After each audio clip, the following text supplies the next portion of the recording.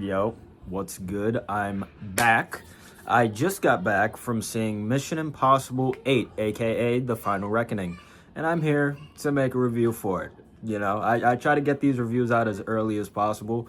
Tomorrow, I'm going to be making a review for Fear Street Prom Queen, so stay tuned for that. It's coming out on Netflix tomorrow. But yeah. I'm doing it after I get my hair cut, so, take a good look at the sideburns, because tomorrow when I make my Fear Street video, they will be gone. Also, I got this Mike Tyson shirt. It's a little tight, but word. So Mission Impossible. Now, I'm going to keep it a stack with you guys. I'm not the biggest fan of the franchise. I'm more of a John Wick guy. I did see Mission Impossible 7 back in 2023 when it was called like something Reckoning Part 1, before they changed it to the Final Reckoning for this, which is supposed to be the part 2. I saw that in 2023, and I remember not liking it. I remember it being a little lackluster, a little boring.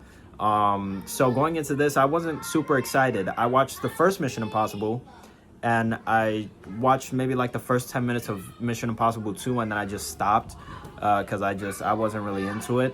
But also ignore the background noise. Yeah, you already know the drill. So yeah, going into this, I was a little worried, but coming out of it, I will say I had a much better time than Part 7.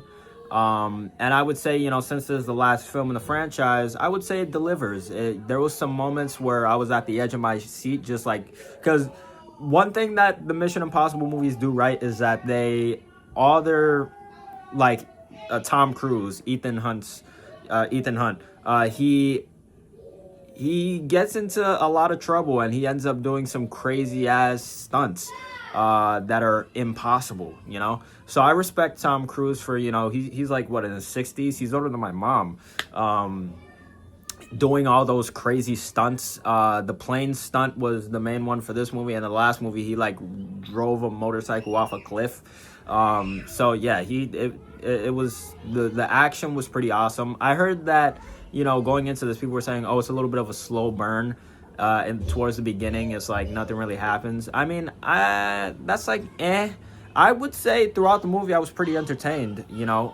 This is coming from a guy who hasn't seen anything past. Well, I've seen the first one, I've seen the 7th one.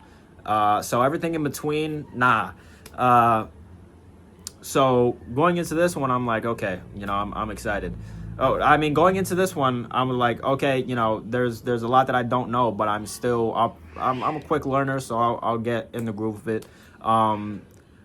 Obviously, we have Luther, who I don't know the actor's name, but he was in a lot of horror movies. He was in the Dawn of the Dead remake. He was in People Under the Stairs by Wes Craven, and he was in a few other things. So that's where I know him from. This spoilers, by the way. His character dies in this movie, and I would say it's pretty, it's pretty sad. Coming from a guy that, I watched the first one, so I know he was in the first one.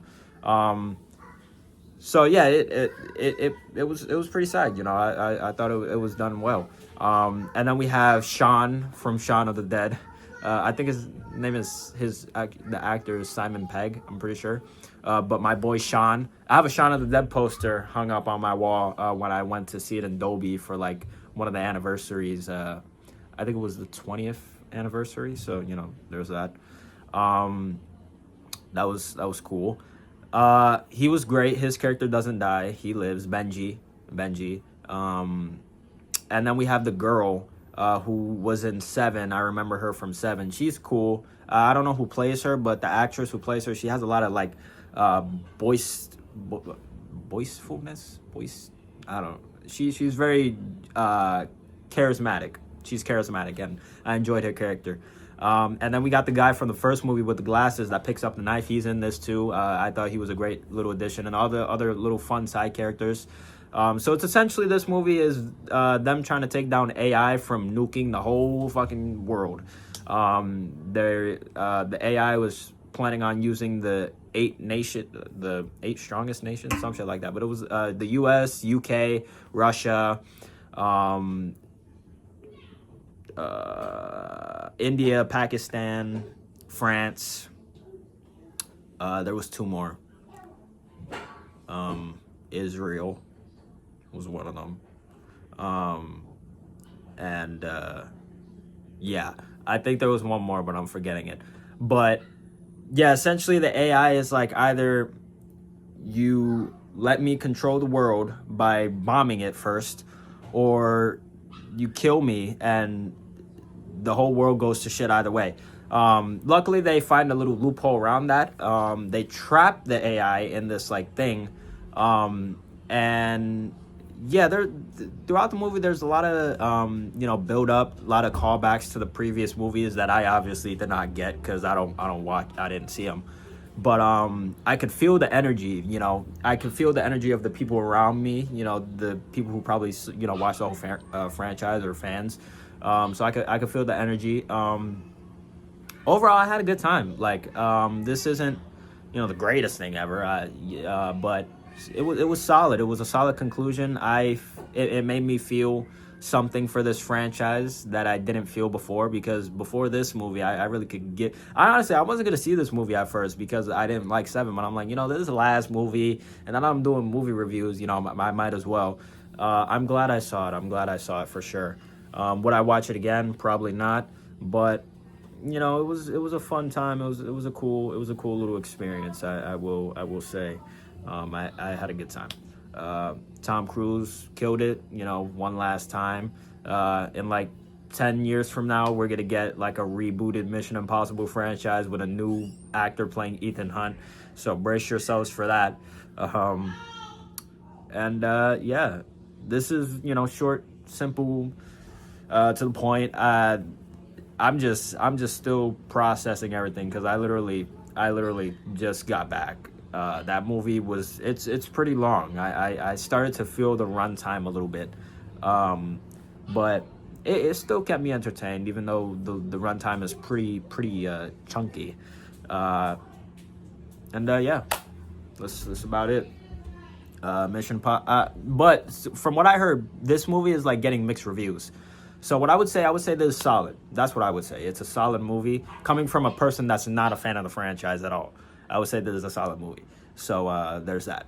Coming from a John Wick guy, this is a solid movie. Yeah, that's it. This has been my quick review for Mission Impossible: The Final Reckoning. I had a decent time, and yeah. Whatever comes of the franchise in the future, who knows? We'll see. It's supposed to be the last one, but Hollywood, so yeah. Be sure to check out my Fear Street Prom Queen review tomorrow. I'm gonna get my haircut, then come home, watch the movie, then make the review for the movie. Okay, so just hang on for that.